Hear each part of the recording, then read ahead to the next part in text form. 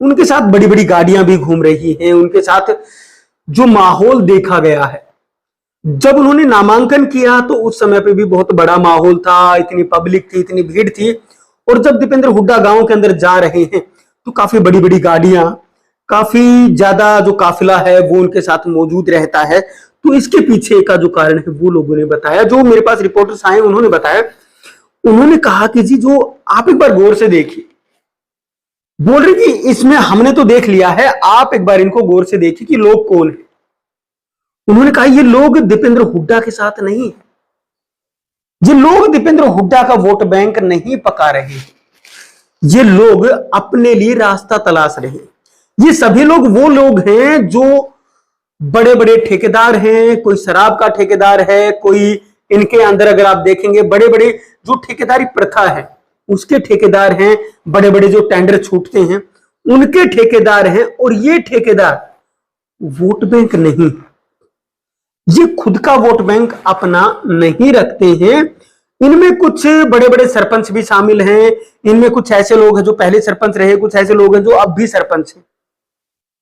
तो ये लोग कौन है? तो उन्होंने बताया कि ये लोग वो हैं जिन्होंने पहले मलाई खाई है। नमस्कार, आप देख रहे हैं स्टेट न्यूज हरियाणा का राजमंत्र। राजमंत्र में आज बात करेंगे हरियाणा की सबसे हॉट सीट माने जाने वाली रोहतक की।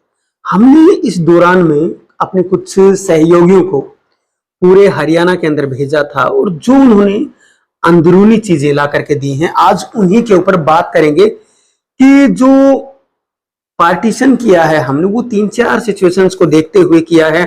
कुछ जो महत्वपूर्ण चीजें थी उनके हिसाब से किया है।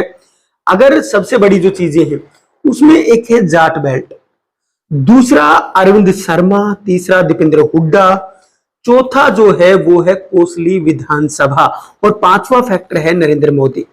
इन कुछ फैक्टरों को ध्यान में रख करके हमने पूरा जो विश्लेषण है वो करने की कोशिश की है।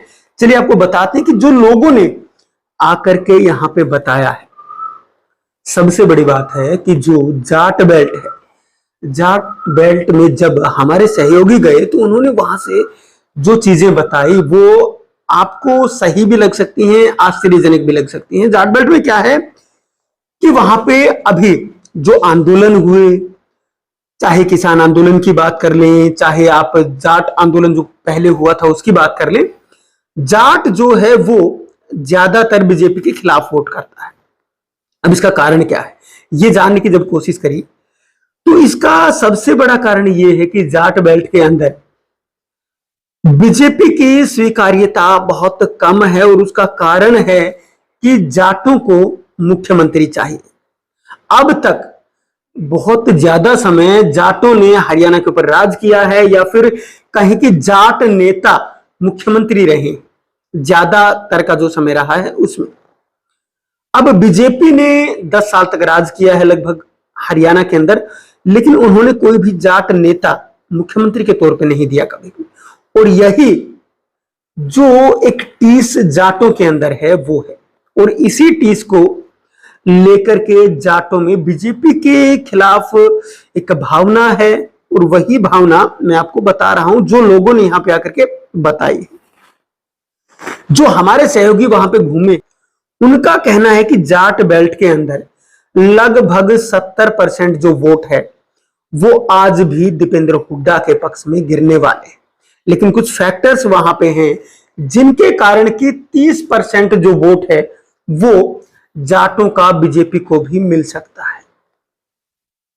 वो 30% वोट बीजेपी को मिलेगा तो क्यों मिलेगा? क्योंकि जाटों में कुछ ऐसे नेता हैं जो बीजेपी के भी नेता हैं जो कुछ परसेंट वोट अपने साथ रखते हैं।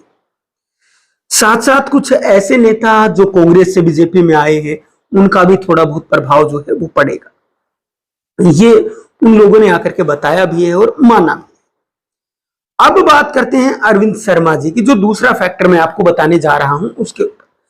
अरविंद शर्मा बहुत बड़ा फैक्टर नहीं है, बहुत बड़ी अरविंद शर्मा की यहां पे एक पहचान नहीं है। लोगों का शुरुआत में जो विरोध करने का तरीका रहा, जब अरविंद शर्मा लोगों के बीच में गए, हालांकि बाद में उन चीजों को और भी तरीके से देखा गया और धीरे धीरे करके विरोध कम भी हो गया। वो सारी चीजें भी पब्लिक डोमेन के अंदर हैं। उसमें क्या रहा है कि जो अरविंद शर्मा का जो विरोध हुआ है वो क्यों हुआ है? जो कांग्रेस के कार्यकर्ता थे उनके द्वारा विरोध किया गया था। ये जो सहयोगी वहां पे घूमने वाले हैं उन्होंने बताया कि जो विरोध था वो आम पब्लिक कभी भी विरोध नहीं करती है, या तो किसी का कार्यकर्ता विरोध करता है या जो कार्यकर्ता आपस में भिड़ते हैं वो विरोध करते हैं, लेकिन आम पब्लिक जल्दी से कभी भी विरोध किसी का नहीं करती है। ये स्पष्ट तौर पे वहां पे आया है। अब अरविंद शर्मा का कितना प्रभाव है? अरविंद शर्मा प्रभाव के तौर पे बहुत कम है। थोड़ी से वोट बैंक अगर अरविंद शर्मा का पर्सनल वोट बैंक कहें तो बहुत थोड़ा सा है, लेकिन अरविंद शर्मा के साथ में जो वोट बैंक है वो है नरेंद्र मोदी जी का, या कहें कि बीजेपी का। अरविंद शर्मा पूरा इलेक्शन नरेंद्र मोदी या बीजेपी के वोट बैंक पे लड़ रही है, लेकिन वो वोट बैंक जो बीजेपी का है, जो नरेंद्र मोदी जी का है, उस वोट बैंक के सहारे पिछली बार भी नैया पार हुई थी। लेकिन अरविंद शर्मा के जो तेवर हैं वो अब की बार बदले हुए हैं। अरविंद शर्मा इस बार अटैकिंग मोड के अंदर नजर आ रहे हैं। वो सीधा अटैक हुड्डा परिवार के ऊपर कर रहे हैं और इसका कुछ प्रभाव दिख भी रहा है। उसके साथ साथ अगर बात करें हम दीपेंद्र हुड्डा की, दीपेंद्र हुड्डा एक बड़ा चेहरा है। इस रोहतक लोकसभा के अंदर दीपेंद्र हुड्डा एक बहुत बड़ा चेहरा है। दीपेंद्र हुड्डा के परिवार ने यहां पे लगभग 45 साल तक राज किया है। मतलब इस लोकसभा के ऊपर 45 साल तक किसी परिवार का दबदबा रहा है। 2 बार दीपेंद्र हुड्डा के दादा, 4 बार दीपेंद्र हुड्डा के पिताजी भूपेंद्र हुड्डा जी सांसद रहे और 3 बार यहां से दीपेंद्र हुड्डा जी भी सांसद रहे हैं। अच्छा खासा प्रभाव है, खुद का वोट बैंक है, उनको सरल स्वभाव का माना जाता है, लोगों के अंदर ठीक ठाक जो पकड़ है वो मानी जाती है। लेकिन इस पकड़ के ऊपर भी आगे बात करेंगे। इसमें कांग्रेस का बहुत ज्यादा बड़ा हाथ इनके पीछे नहीं है। फैन बेस जो खुद का है वही इनका वोट बैंक है। अब बात करते हैं अगले फैक्टर की तरफ। अगला फैक्टर कोसली विधानसभा। कोसली विधानसभा जो कि बिल्कुल ही नॉन जाट की विधानसभा, थोड़े बहुत नाम मात्र के जाट यहां पे होंगे, 1-8% हम कह सकते हैं। ये विधानसभा पिछली बार भी एक बड़ा फैक्टर रहा था, क्योंकि यहां से 75,000 वोटों से दीपेंद्र हुड्डा को हार का सामना करना पड़ा था। लेकिन उस समय पे लोग बोल रहे थे कि जाट आरक्षण भी था, जाटों के खिलाफ माहौल भी था, ये सारी चीजें रही थी। लेकिन अब अगर ताजा सिचुएशन की बात करें, क्योंकि इसी विधानसभा के अंदर कुछ जगह अरविंद शर्मा का विरोध है वो देखने को मिला था। अब ये विधानसभा क्या कुछ करने वाली है, जब लोग जो आम पब्लिक है उनसे आप पूछते हैं, हमारे जो यहां से रिपोर्टर्स गए थे उनके बीच में जो सीक्रेट रिपोर्टर्स हमारे थे, वो उन्होंने आकर के बताया कि जी जो आम पब्लिक है उसके अंदर अरविंद शर्मा का विरोध नहीं है या ना के बराबर है। अब इसके पीछे कारण क्या है? मैंने कहा कि जो दीपेंद्र हुड्डा है उनके साथ बड़ी बड़ी गाड़ियां भी घूम रही हैं, उनके साथ जो माहौल देखा गया है, जब उन्होंने नामांकन किया तो उस समय पे भी बहुत बड़ा माहौल था, इतनी पब्लिक थी, इतनी भीड़ थी। और जब दीपेंद्र हुड्डा गांव के अंदर जा रहे हैं तो काफी बड़ी बड़ी गाड़ियां, काफी ज्यादा जो काफिला है वो उनके साथ मौजूद रहता है। तो इसके पीछे का जो कारण है वो लोगों ने बताया, जो मेरे पास रिपोर्टर्स आए उन्होंने बताया। उन्होंने कहा कि जी जो आप एक बार गौर से देखिए, बोल रही कि इसमें हमने तो देख लिया है, आप एक बार इनको गौर से देखिए कि लोग कौन है। उन्होंने कहा ये लोग दीपेंद्र हुड्डा के साथ नहीं, ये लोग दीपेंद्र हुड्डा का वोट बैंक नहीं पका रहे, ये लोग अपने लिए रास्ता तलाश रहे। ये सभी लोग वो लोग हैं जो बड़े बड़े ठेकेदार हैं, कोई शराब का ठेकेदार है, कोई इनके अंदर अगर आप देखेंगे बड़े बड़े जो ठेकेदारी प्रथा है उसके ठेकेदार हैं, बड़े बड़े जो टेंडर छूटते हैं उनके ठेकेदार हैं। और ये ठेकेदार वोट बैंक नहीं, ये खुद का वोट बैंक अपना नहीं रखते हैं। इनमें कुछ बड़े बड़े सरपंच भी शामिल हैं, इनमें कुछ ऐसे लोग हैं जो पहले सरपंच रहे, कुछ ऐसे लोग हैं जो अब भी सरपंच हैं। तो ये लोग कौन है? तो उन्होंने बताया कि ये लोग वो हैं जिन्होंने पहले मलाई खाई है। और जो आम आदमी है, जो आम वोटर है, वो आज भी इन्हीं की मरोड़ निकालने के चक्कर में है। मतलब जो ये लोग गांव में दिख रहे हैं बड़ी बड़ी गाड़ियों के साथ, दीपेंद्र हुड्डा के साथ हैं, ये लोग दीपेंद्र हुड्डा का वोट बैंक बढ़ाने के बजाय दीपेंद्र हुड्डा का वोट बैंक घटा रहे हैं, क्योंकि लोग इनसे चिढ़े हुए हैं। और वो लोग जो आम पब्लिक है, वो लोग दीपेंद्र हुड्डा की नहीं, इन लोगों की मरोड़ निकालने के चक्कर में आज भी हैं। और इसी वजह से जो कोसली विधानसभा है, वहां से अप्रत्याशित जो लोगों ने सोचा ना हो वैसा हो सकता है। यहां से अब की बार अरविंद शर्मा की लीड बहुत ज्यादा भी हो सकती है, जो लोगों ने सोची ही ना हो। जो आम विश्लेषण कर रहे हैं, उन्होंने कभी सोचा भी ना हो, ऐसी लीड भी यहां पे अरविंद शर्मा की हो सकती है। और उसके पीछे सबसे बड़ा जो कारण है, पिछले कुछ समय पे जो लोगों के बीच में एक भावना रही है, सबसे बड़ी बात तो जो ये बेल्ट है वो नून जाट बेल्ट है। और नून जाट बेल्ट बीजेपी को वोट करता है, नरेंद्र मोदी को मानता है, सबसे बड़ा फैक्टर तो ये। दूसरा, इन लोगों के साथ में ये रहा है कि इन लोगों की जब भी नौकरी की बात आई, जब भी प्रदेश के अंदर नौकरी की बात आई, तो फैक्टर ये रहा कि इनको नौकरियां केंद्र में ही जाकर के करनी पड़ती थी। यहां नौकरी उन्हीं लोगों को मिली, या तो जो लोग दीपेंद्र हुड्डा के या कांग्रेस सरकार के ज्यादा नजदीकी लोग थे उनको नौकरी मिली, या फिर उन लोगों को नौकरी मिली जो दीपेंद्र हुड्डा तक पहुंचे, या जो ये ठेकेदार आपको बीच में दिखाई दे रहे हैं, दीपेंद्र हुड्डा से अगर आम आदमी को मिलना होता था तो वो इन ठेकेदारों से होकर के ही मिलना होता था। और ये इतना बड़ा फैक्टर है कि वो लोग अभी इन्हीं की मरोड़ निकालने के चक्कर में, दीपेंद्र हुड्डा से मिलने के लिए, दीपेंद्र हुड्डा से नौकरी लगवाने के लिए इन लोगों को बीच में लेना पड़ता था, जो आज ठेकेदार बने घूम रहे हैं।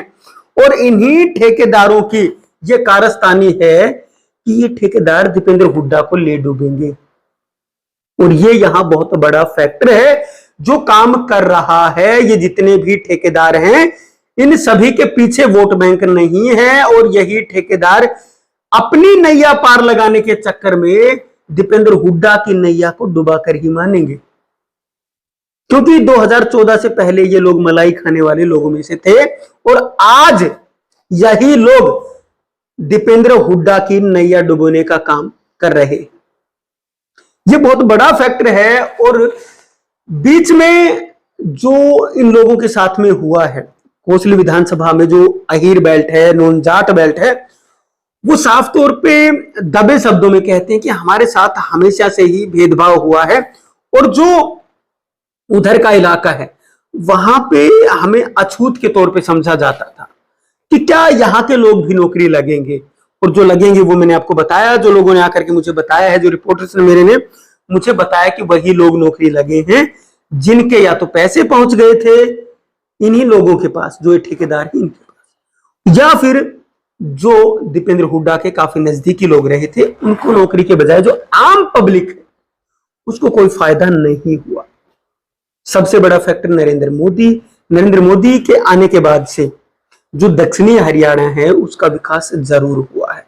और ये भी उन्हीं लोगों ने आकर के बताया कि उस विकास का जो कारण है वो ये था कि यहाँ के अगर आप रोड देखेंगे, यहाँ का इंफ्रास्ट्रक्चर देखेंगे, यहाँ के लोगों के लिए जो काम हुए हैं वो देखेंगे तो बहुत ज्यादा है, और लोग नौकरी भी लगे हैं, और वो नौकरी बिना खर्ची बिना पर्ची के लगी है।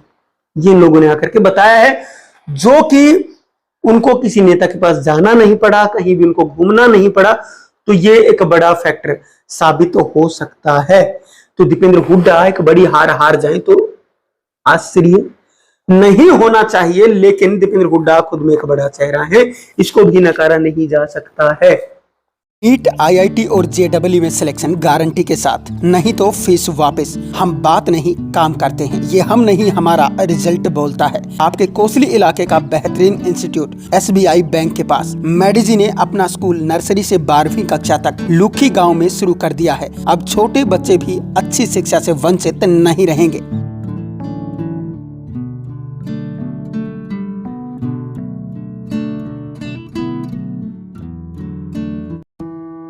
26 सालों का अनुभव, अब संवारेगा आपके बच्चे का भविष्य। श्री भगवान जी लाए हैं डहीना एरिया के लिए बेहतरीन शिक्षण संस्थान Lord Krishna senior secondary school, आपके नजदीकी गांव निमोट में। अब होंगे आपके बच्चों के सपने साकार।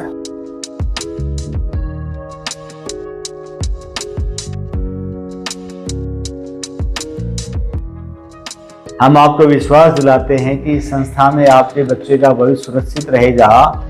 IIT, PMT, ग्लेड, CA, CPT, NDA, Sainik school और मिलिट्री स्कूल सभी कंपटीशन की तैयारी करवाई जाएगी। मैं 26 साल से शिक्षा के क्षेत्र में काम कर रहा हूँ, 1998 से। मैं पहले भी 2 संस्थाएं अच्छी चला रहा हूँ, ये तीसरी संस्था लेके हम भविष्य में आपके बच्चे का भविष्य बनाते चलेंगे। और जितने भी कंपटीशन टेस्ट हैं, हमारे पास जो विद्यार्थी आए उसको संस्कारवान बनाएंगे, चरित्रवान बनाएंगे।